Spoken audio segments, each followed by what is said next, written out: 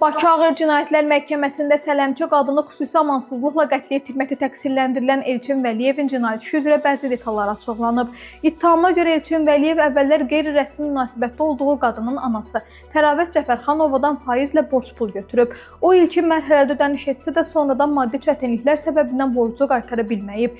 Faizlə birlikdə borcun məbləğinin 13.500 manata çatdığı bildirilir. İstintaqın məlumatına görə zərər çəkmiş qadın borcun qaytarılmasını tələb edib və təqsirləndirilən şəxsi təhqir edib.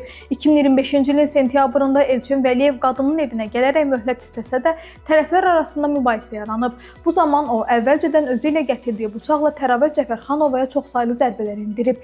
Məhkəmə tibbi ekspertizasına əsasən qadının bədənində ümumilikdə 23 bıçaq xəsarəti aşkar edilib. Zərər çəkmiş şəxs xəstəxanaya yerləşdirilsə də aldığı ağır xəsarətlərdən bir müddət sonra vəfat edib.